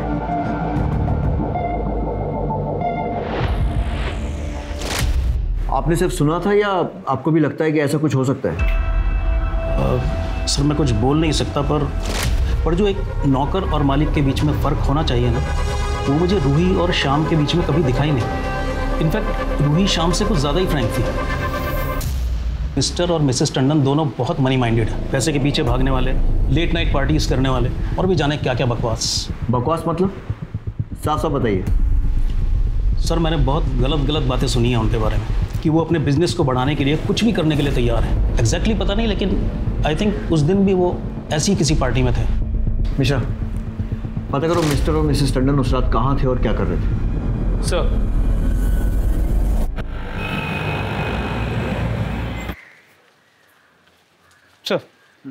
सर जिस रात रूही का मर्डर हुआ उस रात mister and Mrs Tandon Pramila और प्रकाश बैनर्जी के घर पे और वहाँ वाइफ स्वैपिंग जैसे कुछ होने वाला था। सर बैनर्जी के बेटे नील ने रूही को सोशल मीडिया पे वार्निंग भेजी थी कि वो अपने माँ बाप को फ़ोन करके समझा दे, क्योंकि उसके माँ बाप मिस्टर एंड मिसेस बैनर्जी को कोई गंदा गेम खेलने के लिए फोर्स कर रहे हैं, और अगर रूही ने ऐसा नहीं किया तो उसकी कीमत रूही को चुकानी पड़ेगी। और सर उसके बाद देर रात मिसेस टंडन मिस्टर बैनर्जी के साथ अकेले कहीं बाहर गई। मैंने बताया ना आपको इंस्पेक्टर की बिजनेस मीटिंग थी। मीटिंग घर पे, और वो भी इतना लेट नाइट तक। हमने बताया आपको कि हमारा रेस्टोरेंट का बिजनेस है और मिस्टर एंड मिसेस बैनर्जी हमसे सिर्फ उसी सिलसिले में मिले थे। उनका बिजनेस लॉस में जा रहा था और वो चाहते थे कि वो हमारे साथ पार्टनरशिप में डील करें, जिसके लिए मिस्टर टंडन को मिसेस बैनर्जी के साथ घर में रुकना पड़ा अकेले, और आपको मिस्टर बैनर्जी के साथ अकेले बाहर जाना पड़ा। Mind your language inspector. उनके घर में वाइन खत्म हो गई थी, इसलिए मैं मिस्टर बैनर्जी के साथ वाइन लेने गई थी। और आप ये फालतू के सवाल क्यों पूछ रहे हैं? क्या आपने ये पता लगाया कि शाम के रूम में वो चाकू कहाँ से आया? ये पता लगाया कि मेरी बेटी का मर्डर किसने किया? वो सब भी पता चल जाएगा। हमें अपना काम सिखाने की कोशिश मत कीजिए। पता चल जाएगा मतलब? मैं आपको बोल रही हूँ ना, शाम नहीं मारा है रूही को। मैंने कुछ दिन पहले भी नोटिस किया था। शाम मेरी बेटी को मॉलेस्ट करने की कोशिश कर रहा था और हमने रंगे हाथों पकड़ा था उसको। क्या कर रहे थे तुम? हाँ, तुम्हारी हिम्मत कैसे हुई रूही के पास जाने की? नहीं मालकिन, आप गलत समझ रही हैं। बिटिया टीवी देखते हुए हॉल में सो गई थी तो हम उनको लाके यहाँ सुना रहे थे। Shut up! हमने अपनी आंखों से देखा है कि तुम क्या कर रहे थे। वो सो रही थी और तुम उसका फायदा उठाने की कोशिश कर रहे थे। नहीं साहब, नहीं। मॉम, डैड, ये क्या कर रहे हैं आप लोग? डैड्स पे इतने घटिया इल्जाम कैसे लगा सकती हैं आप? हमें कुछ नहीं पता है रूही। हमने अपनी आंखों से देखा है कि क्या करने की कोशिश कर रहा था। नहीं मैडम, हमने ऐसा कुछ नहीं किया। नहीं मॉम। सर शोर सुनकर मिस्टर जैन आधी रात को हमारे घर आ गए, तो जैसे तैसे हमने उन्हें सॉरी बोलकर वापस घर भेज दिया। उस रात मुझे शाम पर बहुत गुस्सा आ रहा था। मैं उसे आधी रात को घर से बाहर निकाल देता, लेकिन रूही ने मेरी एक बात नहीं सुनी। रूही ये मानने को तैयार नहीं थी कि शाम ऐसा कर सकता है। एक्चुअली पता है, किसी की गलती नहीं है, गलती हमारी। ऐसे छोटे लोगों के साथ हमने हमारी बेटी को मिलने दिया। आई एम श्योर सर, ये लक्ष्मण है ना, ये मेरी बेटी के मर्डर में इन्वॉल्व है, इसीलिए वो गायब है। हाँ, प्लीज उसे ढूंढिए, मेरी बेटी को इंसाफ दिला दीजिए।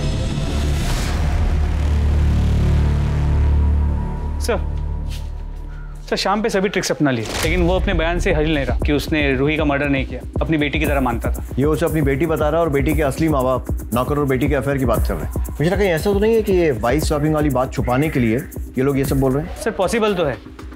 जिस रात रूही का मर्डर हुआ उस रात टंडन की मोबाइल की लोकेशन बैनर्जी के घर की थी, और देर रात मिसेस टंडन और मिस्टर बैनर्जी की मोबाइल की लोकेशन मूव होते हुए वाइन शॉप वाले एरिया पे जाती है, और उस वक्त वाइन शॉप बंद होता है। तो पॉसिबल है कि वो लोग वाइन शॉप नहीं, उसके बाजू में जो लॉज है वहाँ गए। लेकिन सर फिर भी इस सब का रूही के मर्डर के साथ क्या कनेक्शन?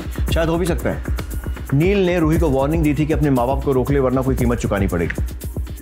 शायद यही वो कीमत है। सर नील की मोबाइल लोकेशंस आ गई। उसके मुताबिक मर्डर वाली रात 11 बजे नील रूही के घर के पास ही था। तूने रूही को वार्निंग दी थी ना कि अपने माँ बाप को रोक ले, नहीं तो उन्हें कीमत चुकानी पड़ेगी। उसने ऐसा नहीं किया और तूने उसका मर्डर कर दिया। नहीं सर, आप क्या बात कर रहे हो? मैंने उसको मैसेज जरूर किया था पर उसका मर्डर नहीं किया। मोबाइल लोकेशन में साफ दिख रहा है कि तू उसके घर गया था। अब अगर मारने नहीं गया था तो फिर और क्यों गया था? सर मैं वहां पे उससे सिर्फ बात करने गया था, और मैं जैसे उसके घर पे पहुंचा मुझे मॉम का फोन है और मुझे मॉम ने बोला कि बेटा तू जैसा समझ रहा है वैसा कुछ भी नहीं है। मैं वहां से चुपचाप अपने घर आ गया था सर। जैसा ये सोच रहा है वैसा नहीं था, तो फिर कैसा था? सर हमारा रेस्टोरेंट का बिजनेस लॉस में चल रहा था, और जब बिजनेस बढ़ाने के लिए मिस्टर एंड मिसेस टंडन ने हमें पार्टनरशिप का प्रपोजल दिया, हम लोगों ने इंटरेस्ट लिया, लेकिन बाद में वो हमारा माइंड वॉश करने लग गए वाइफ स्वैपिंग के लिए। और फिर सर उसके बाद तो लिटरली उन्होंने हमें मनाना शुरू कर दिया वाइफ्स की अदला बदली के लिए। और एक दिन तो हद होगी जब मिसेस टंडन मुझे वाइन के बहाने बाहर ले गई। और सर यहाँ प्रतीश मेरे साथ गलत हरकत करने की कोशिश कर रहा था। प्रमिला जी, मैं आपको कुछ दिखाना चाहता था। बिल्कुल दिखाइए। क्या है कि हम अपना रेस्टोरेंट कैसे चलाएंगे।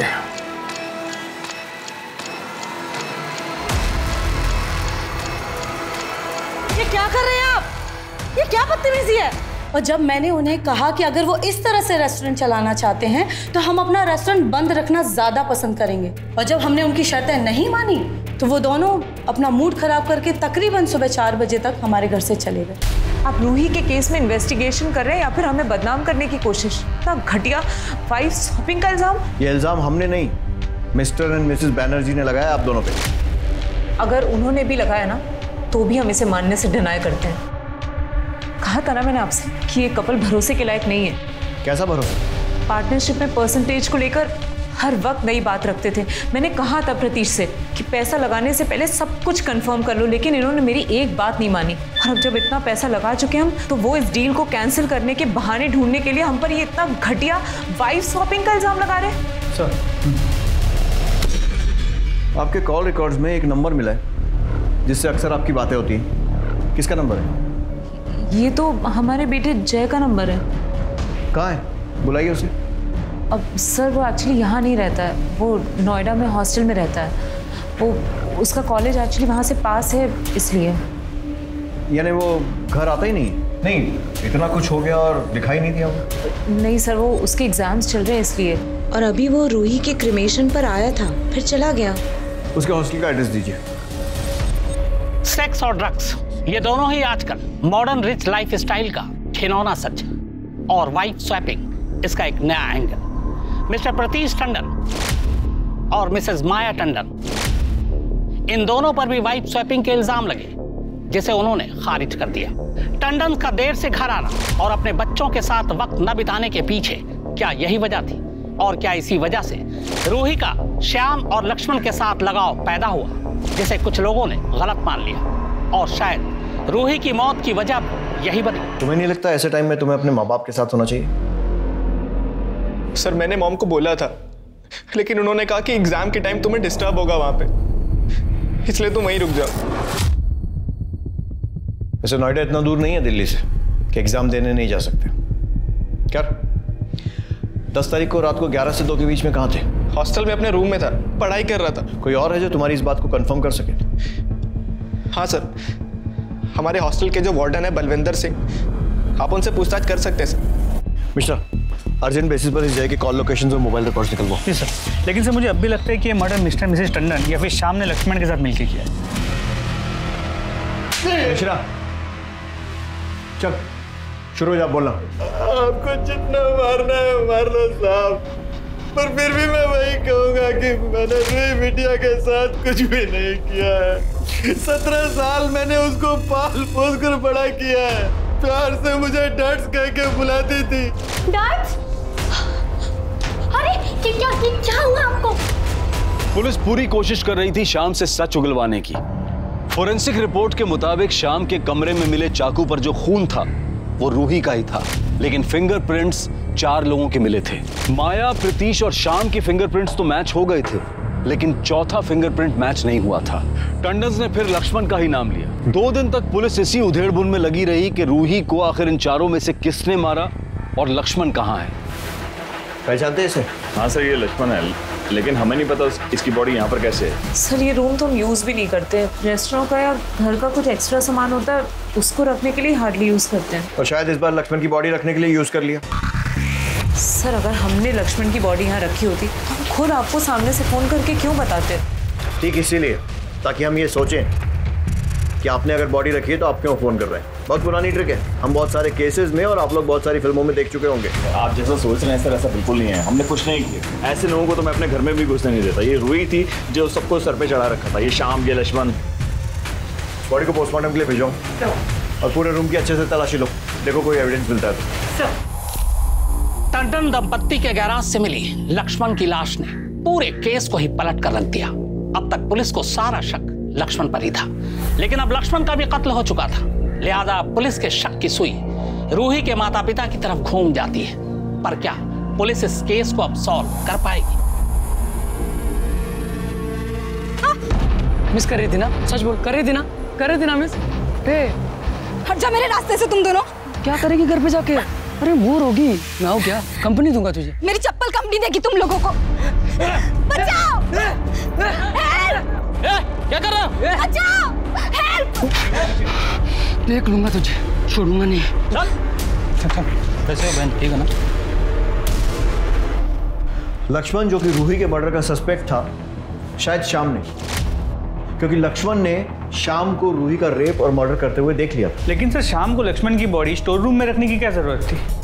ताकि शक मिस्टर और मिसेस टंडन पर आ जाए। लेकिन एक और पॉसिबिलिटी, शायद मिस्टर एंड मिसेस टंडन ने ही लक्ष्मण को मारा। नील के मैसेजेस से रूही को पता चल गया था कि उसके माँ बाप पार्टी और बिजनेस के लिए क्या क्या करते हैं। हो सकता है कि उस रात जब वो घर पहुंचे हों, रूही ने उन्हें वो मैसेजेस दिखाए हों, कन्फ्रंट किया हो और चाकू श्याम के रूम में छुपाया ताकि शक श्याम पर जा सके, और फिर 2 दिन बाद बॉडी मिलने का नाटक किया।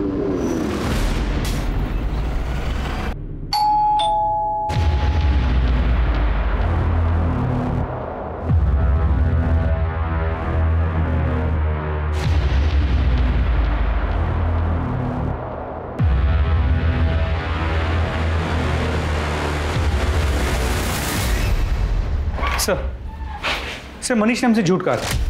जिस रात रूही का मर्डर हुआ उस रात मनीष के मोबाइल की लोकेशन रात 11 से 11:30 के बीच रूही के घर के पास की थी। मनीष मैं कह रही हूँ चले जाओ यहाँ से, वरना मैं बस एक आखिरी बार 10,000 रुपए दे दो प्लीज। मनीष मैंने तुमसे कहा ना तुम चले जाओ, वरना मैं शोर मचा दूंगी, समझे तुम? और उसके बाद तूने रूही के घर से स्टोर रूम की चाबी चुराई, लक्ष्मण की बॉडी छुपाई, चाबी वहीं रखकर अपने घर आ गया, है ना? नहीं सर, मैंने किसी को नहीं मारा। हाँ मैं मानता हूँ कि पैसे लेने के लिए मैं रूही के घर गया था, लेकिन आप जैसा बोल रहे हैं ऐसा कुछ भी नहीं हुआ था। रूही प्लीज़ एक आखिरी बार मुझसे भरोसा कर लो। मुझे रिहाब सेंटर जाने के लिए 10,000 रुपये चाहिए। रूही मैं ठीक होना चाहता हूँ और अब मैं तुमसे ठीक होने के बाद ही मिलूंगा। ठीक है, ये लो और निकलो यहाँ से। देखते हैं बेटा इस बार तेरी कहानी में कितनी सच्चाई है। सर मोबाइल लोकेशन से तो लग रहा है कि मनीष सच कह रहा है, क्योंकि लोकेशन के मुताबिक मनीष रूही के घर से ड्रग्स लेने गए, वहाँ से अपने घर, और सुबह 6 बजे अस्पताल और 10 बजे रिहैब सेंटर का लोकेशन दिख रहा है। मिश्रा ये भी हो सकता है कि मनीष ने ही रूही को मारा। तो हो तो सकता है। पर हाँ सर, ये लक्ष्मण की पोस्टमार्टम रिपोर्ट, उसे एड्स था। और सर लक्ष्मण की मौत भी 10 तारीख की रात को 12 से 2 के बीच हुई थी, सर पे चोट लगने की वजह से। मतलब रूही और लक्ष्मण को मारने वाला एक ही इंसान है, क्योंकि दोनों का मर्डर एकदम सिमिलर तरीके से हुआ। सर गुलमोहर बाग में एक और लड़की का मर्डर और रेप हुआ, उसके साथ भी रूही की तरह सेम तरीके से ब्रूटैलिटी से मर्डर किया गया है।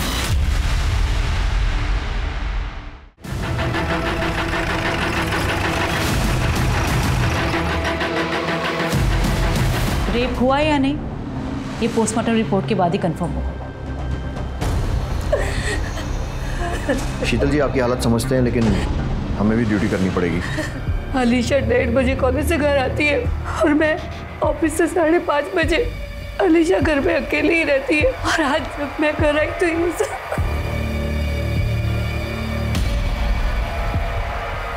सर सोफे के नीचे चाकू मिला।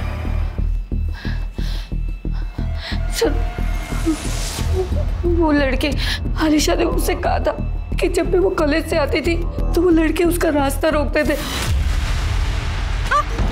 मिस कर रही थी ना? सच बोल, कर रही थी ना? कर रही थी ना मिस? हट जा मेरे रास्ते से तुम दोनों। आप पहचान सकती हैं उन लड़कों को? आपने पुलिस में कंप्लेंट क्यों नहीं की थी? मैंने उन लोगों को वार्निंग दी थी, पर मैंने पुलिस में कंप्लेंट नहीं की। मैंने सोचा वो छोटे बच्चे हैं, उनका फ्यूचर खराब हो जाएगा। मुझे क्या पता था कि ये सब हो जाएगा। इन सब लड़कों की डिटेल्स लो और उठाओ सालों को। सर हम लोग तो सिर्फ मजाक कर रहे थे उसके साथ, मैं सच कह रहा हूँ। हमने नहीं मारा अलीशा को सर। सर आपको कोई गलतफहमी हुई है, हमारे बच्चे ऐसे नहीं है सर। गलतफहमी मुझे नहीं आपको हो रही है। आपके बच्चे इतने दिन से एक लड़की को छेड़ रहे थे, आपको पता भी नहीं है। उसी लड़की का मर्डर हुआ है और रेप भी हुआ था। अब 2+2 कुछ समझ में आ रहा है या अभी भी इनकी सफाई देनी है? और तू आखिरी मौका है सच बोलने का, बोल दे, क्योंकि अगर मैंने सच उगलवाना शुरू किया ना तो तेरा बाप क्या भगवान भी नहीं बचा पाएंगे तुझको। बोल। सर वो अलीशा मुझे बहुत अच्छी लगती थी और ये बात इसे बताते इसलिए ये उसे जानबूझकर चिढ़ाया करता था। लेकिन मैं सच कह रहा हूँ, मैंने कभी उसे कुछ नहीं कहा। ये बात सही है कि मुझे पता था दिन भर वो अकेली रहती है रूम में, इसलिए मैं जाता था और उसे चुपके देखता था सर। और कल उसने तुझे देख लिया, तुझे धमकी दी, तुझे गुस्सा आया, तूने उसका रेप किया और मर्डर कर दिया, है ना? नहीं सर, मैंने नहीं मारा अलीशा को, और कल तो मैं उसके घर की तरफ गया ही नहीं। इनको बाहर लेकर चलो, इनकी स्टोरी क्रॉस चेक करो। चलो चल बेटा। अरे आप जबरदस्ती इनकी सफाई देने के बजाय अगर टाइम पर इन्हें संस्कार दिए होते ना तो ये नौबत नहीं आती। सर हमने कॉलेज के स्टाफ और वहाँ के सीसीटीवी फुटेज से कंफर्म किया, अर्जुन और उसका दोस्त सच कह रहे हैं। शाम 5 बजे तक वो लोग कॉलेज में ही थे। सर, अलीशा के घर के पास का सीसीटीवी फुटेज मिल गया। सर इसने जानबूझकर फेस पर कपड़ा और सर पर कैप पहनी हुई है। सर किसी भी तरीके से इसका चेहरा पहचानना इम्पॉसिबल है। एक मिनट, रिवाइंड करो, प्ले, पॉज, जूम करो। शूज पे ये शूज मैंने पिछले 4-5 दिनों में कहीं देखे हैं, कहीं पर रखे हुए देखे हैं या फिर किसी ने पहने हुए थे। मिश्रा, यादव, रूही और अलीशा के मर्डर के जितने भी सस्पेक्ट्स हैं उनके घरों की फिर से तलाशी लेनी होगी, लेकिन याद रहे कि उन्हें पता नहीं लगना चाहिए कि हम ढूंढ क्या रहे हैं। अलीशा की पोस्टमार्टम रिपोर्ट के मुताबिक उसकी मौत बिल्कुल रूही के मर्डर की तरह से हुई थी।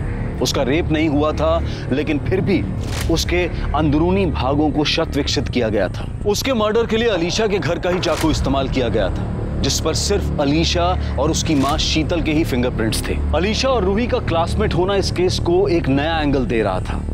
क्या ये दोनों मौतें एक संयोग थी या फिर लिंक्ड?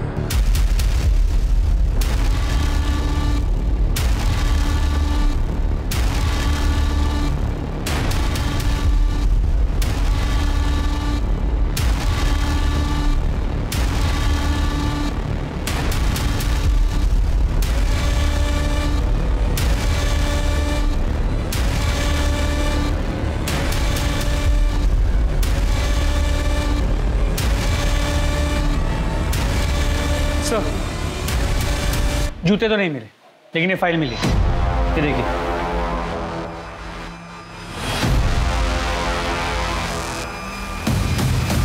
तेरे मोबाइल रिकॉर्ड से साफ है कि जब रूही का मर्डर हुआ था तेरी लोकेशन घर पे थी, और जब अलीशा का मर्डर हुआ तो तेरी लोकेशन उसके घर पे थी। बाकी सीसीटीवी फुटेज तुझे दिखाई दिया है। चल अब शुरू हो जा, पता क्यों किया ये सब? हाँ, मुझे प्राइवेट पार्ट में इन्फेक्शन था। डॉक्टर ने कहा था कैस्ट्रेशन कराना पड़ेगा और मेरा प्राइवेट पार्ट काटना पड़ा सर। इसीलिए पुनीता और मेरा कभी सेक्स नहीं हो पाया सर। लेकिन ये बात मैंने पुनीता को कहीं बताई नहीं थी सर। मुझे हमेशा से लगता था कि वो मेरा मजाक ही उड़ाएगी, और फिर मुझे गे सेक्स के बारे में पता चला। लक्ष्मण को देखा तो पता चला।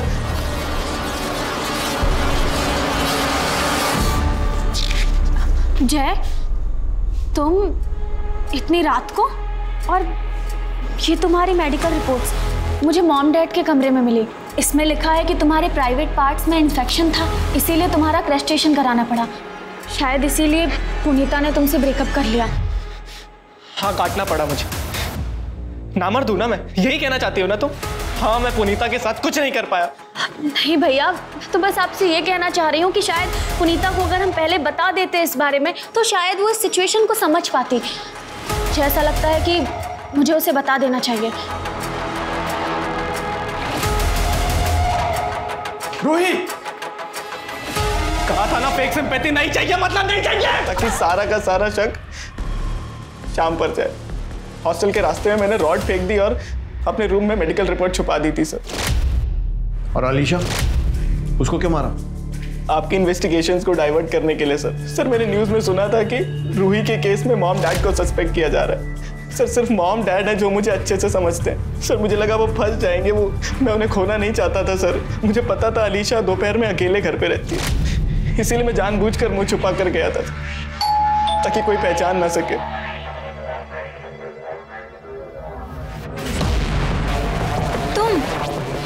तुम यहाँ क्या कर रहे हो? अलीशा, मुझे तुमसे रूही के मर्डर से रिलेटेड कुछ बात करनी थी। हाँ? अंदर आ सकता हूँ मैं? हाँ, आ जाओ।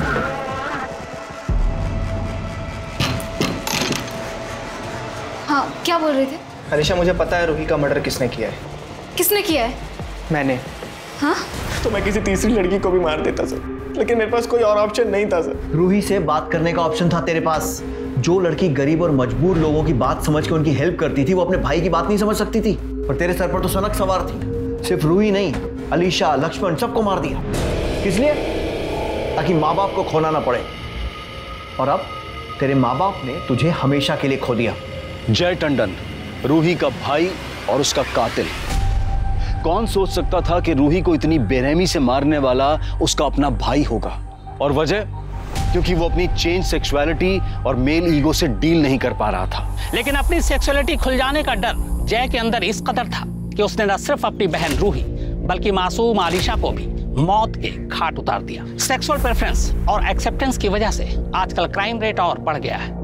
गे लेस्बियन रिलेशनशिप को गलत मानने और इसका मजाक बनाने के डर से लोग मजबूर हो जाते हैं इसे छुपाने के लिए, और फिर यहीं पर क्राइम कर बैठते हैं। ऐसे अपराध पर काबू पाना पुलिस का नहीं बल्कि समाज का काम है, और ऐसे लोगों का समाज में एक्सेप्टेंस उनका कानूनन हक भी है। अपने बच्चों का ध्यान रखें, यह अपने बच्चों के प्रति और समाज के प्रति भी हमारी जिम्मेदारी है। अब मैं अनूप सोनी आपसे विदा लेता हूं। फिर मुलाकात होगी क्राइम पेट्रोल सतर्क में एक और नए केस के साथ और उस पर हमारे एक्सपर्ट के विश्लेषण के साथ। तब तक अपना और अपने परिवार का ख्याल रखें, सतर्क रहें, सुरक्षित रहें और देखते रहें क्राइम पेट्रोल सतर्क। जय हिंद। क्राइम पेट्रोल के और भी दिलचस्प कहानी देखने के लिए हमारे चैनल को सब्सक्राइब करें और बेल आइकॉन दबाना न भूलें।